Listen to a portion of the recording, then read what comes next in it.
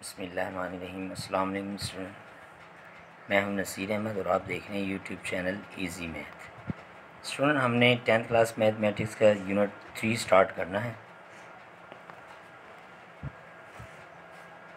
देखें, 3.1 exercise start करने से पहले हमने रेशो की डेफिनेशन करनी है। देखें, a relation between two quantities of same kind और सेम यूनिट। ये देखें आप, सेम काइंड और सेम यूनिट क्या है? दो क्वांटिटीज़ हैं, उनमें ताल्लुक़। वो दो क्वांटिटीज़ कैसी होनी चाहिए? या एक ही किस्म की होनी चाहिए या उनकी यूनिट एक जैसे होने चाहिए। ठीक है, तो उसमें को हम क्या कहते हैं? रेशो कहते हैं। फॉर एग्ज़ाम्पल ए और बी। देखें, ये जो साइन है ये रेशो का है, ए रेशो बी। और इन फ्रैक्शन और रेशो को जब हम फ्रैक्शन में लिखते हैं तो ए ओवर बी लिख देते हैं। ये वाले स्टूडेंट पहले लिखनी है, आपने ऊपर लिखनी है और ये नीचे लिखनी है। ठीक है, ये हो गया। अच्छा, अब इस रेशो में जो है हमारे पास ए और बी में, इसमें हमारे पास ए जो है उसको हम कहते हैं एंटीसीडेंट और बी हमारा कहलाता है कॉन्सिक्वेंट। ये चीज़ आपने याद रखनी है, ये ऑब्जेक्टिव में भी वो आपसे पूछ सकते हैं। ठीक है, फिर देख लें इन रेशो ए बी में हमारे पास ए क्या है? एंटीसीडेंट और बी हमारे पास है कॉन्सिक्वेंट। उसके बाद हमारे पास स्टूडेंट आ जाता है प्रोपोर्शन। अच्छा, प्रोपोर्शन क्या है? प्रोपोर्शन स्टूडेंट हमारे पास दो सेम जो क्वांटिटीज़ होती है ना, दो सेम क्वांटिटीज़, उनकी इक्वलिटी को ज़ाहिर करता है। ठीक है, a statement which is expressed as the equivalence of two ratio, यानी दो रेशो की, सॉरी दो क्वांटिटीज़ नहीं, दो रेशो की, दो रेशो की इक्वलिटी को। देखिए, एक रेशो हमारे पास ये है और दूसरी रेशो ये है, और दरमियान में स्टूडेंट हमारे पास ये प्रोपोर्शन आ गई। ये जो साइन है स्टूडेंट, ये प्रोपोर्शन का है और इसका मतलब क्या होता है? इक्वल। ठीक है, देखिए हमारे पास, फिर देख लें क्या होता है proportion. A statement which expressed in equivalence of two ratios. ऐसी स्टेटमेंट्स जो दो रेशोज़ की इक्विवेलेंट यानी इक्वलिटी को शो करे। देखें ना, दो रेशो हैं, अब इनमें इक्वलिटी है, इसको हम कहते हैं स्टूडेंट प्रोपोर्शन। अब इसका प्रोपोर्शन वाला नोट देख लें, ये नोट है, इसको ऐसे लिख लें, नोट। अगर हमारे पास ये हो ए रेशो बी प्रोपोर्शन सी रेशो बी, तो इसमें हमारे पास ए और डी जो है स्टूडेंट, उसको हम क्या कहेंगे? एक्सट्रीम्स कहेंगे। ठीक है, और जो बी और सी है उसको हम क्या कहेंगे? मीन्स कहेंगे। ठीक है, ये जो बाहर वाली वैल्यूज़ हैं इनको हम एक्सट्रीम कहेंगे और अंदर वाली हैं जो उनको मीन्स कहेंगे। अच्छा, लाजमी नहीं है ए रेशो बी, कुछ भी आ सकता है, कोई वैल्यू आ सकती है इसी तरह। ठीक है, ये हमारा हो गया रेशो और प्रोपोर्शन। अब हम एक्सरसाइज स्टार्ट करते हैं स्टूडेंट। यूनिट 3 है, उसकी एक्सरसाइज हमने करनी है स्टूडेंट 3.1। देखिए, इसका पहला क्वेश्चन देख लें। Express the following as a ratio A ratio B as fraction in its simplest form. हमने उसको क्या करना है? रेशो बनानी है। ठीक है ना, और उसको हमने फ्रैक्शन भी बनाना है, फिर अगर हो सके तो उसको सिंपलेस्ट फॉर्म में भी हमने शो करना है। देखिए, हमारे पास पहला क्वेश्चन था, उसका पहला पार्ट ये है। अब यहाँ पे आप बेशक ए रेशो बी ऐसे कर लें, ऊपर लिख लें, पहले वाली ए है, ये बी है, तो इसको लिख लें 750 रेशो 125। अब आपने इसको क्या करना है? सिंपल, ये रेशो फॉर्म में होगी, हमने इसको सिंपलेस्ट फॉर्म में लिखना है, यानी इसको कैंसिल आउट करना है। तो कौन से टेबल में स्टूडेंट ये आता है? ये 5 के टेबल में आता है। देखें, 5 2 ज़ा 10, 5 5 ज़ा 25, ये कैंसिल हो गया, और 5 1 ज़ा 5, 2 5 5 ज़ा 25, ये 0 है, ये भी कैंसिल। स्टूडेंट क्या बच गया हमारे पास? हमारे पास है 150 रेशो 25। इसको भी हम क्या करेंगे? 5 से करेंगे, ये 25 से भी ये हो रहा है। ठीक है ना, 25 1 ज़ा 25, 25 5 ज़ा 4 ज़ा, सॉरी 4 ज़ा, ठीक है, 25 6 ज़ा, 6 ज़ा, तो ये स्टूडेंट हमारे पास आएगा 1 रेशो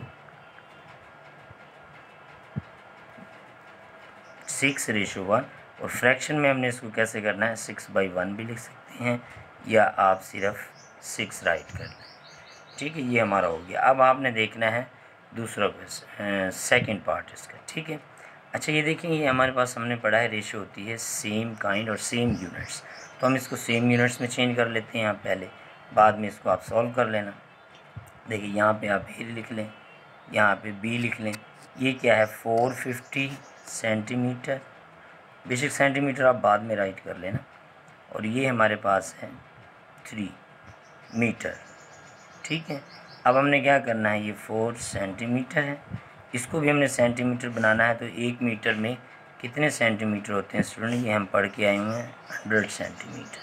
तो आप इसको 100 से मल्टीप्लाई कर लें, ये हो जाएगा 450 रेशो 300।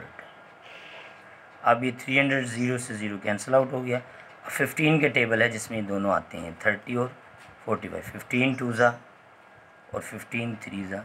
स्टूडेंट ये हमारे पास आएगा 3:2 और इसको फ्रैक्शन फॉर्म में जब हम लिखेंगे ये हमारा आंसर आ जाएगा। ठीक है, अब हमने स्टूडेंट ये देख लें, ये थर्ड पार्ट करना हमने। देखें 4 kg 2 kg 750 ग्राम्स। सबसे पहले देखें ये छोटी यूनिट्स क्या है, इसमें छोटा यूनिट्स ग्राम है, इसको हम ग्राम बना लेते हैं। 4 kg यहाँ आप बेशक ऐसे राइट कर लें। अच्छा ये कॉमा देखें, कॉमा से पहले ये जो फर्स्ट वैल्यू है ये सारी सेकंड वैल्यू, तो आप क्या लिखेंगे 4 kg स्टूडेंट, और यहाँ पे आप लिखेंगे 2 kg और उसके बाद आप लिख देंगे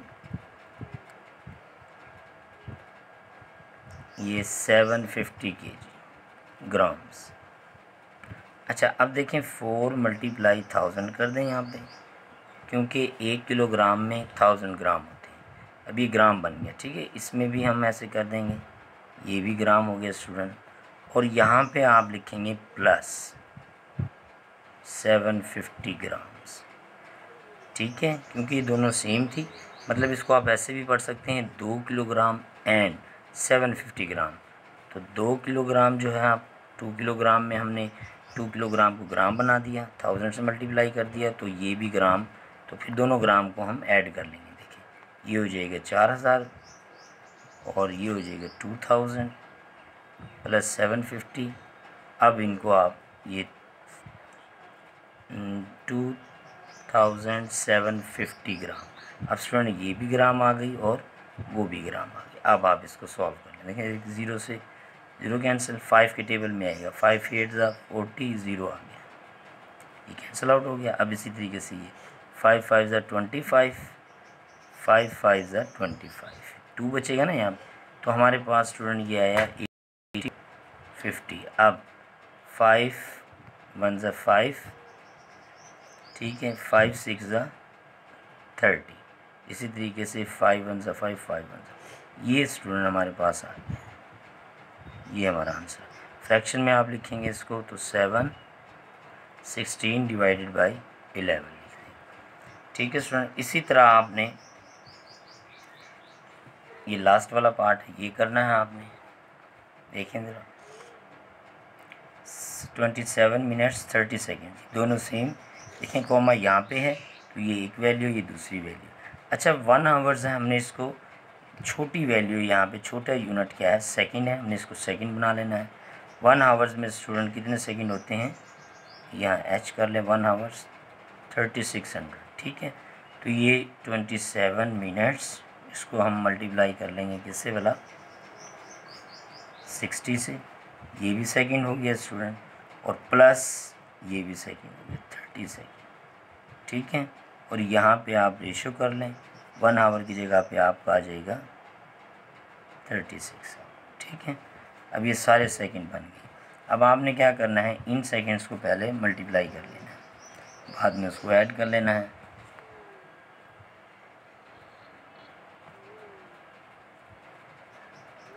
ये आ गया स्टूडेंट 60 और 27 को आपने मल्टीप्लाई किया और प्लस 30 सेकंड आ गया यहाँ पे रेशो, ये इसमें भी आप यहाँ पे सेकंड राइट कर लें। अब इसको आप ऐड कर लें स्टूडेंट, ये हो जाएगा 1650 सेकंड रेशो ये। ठीक है, अब देखें ये इससे कैंसिल आउट हो गया, 0 से 0। अब इस पर कौन सा टेबल जाता है स्टूडेंट? 5 का टेबल, 5 3 ज़ा 15, 5 3 ज़ा 15, ठीक है, ये कैंसिल आउट हो गया। ये 5 7 ज़ा 35, 5 2 ज़ा, ये स्टूडेंट आ गया हमारे पास, यानी 33/72। अब इसमें 3 का टेबल जाएगा, 3 1 ज़ा 3, 3 1 ज़ा 3, कैंसिल हो गया, 3 2 ज़ा 6, 3 4 ज़ा 12। ये स्टूडेंट हमारा आंसर आ गया। 11/24 is equal to, fraction form में कैसे लिखेंगे आप इसको? ये हमारा आंसर, ये हमारा क्वेश्चन नंबर 1 एंड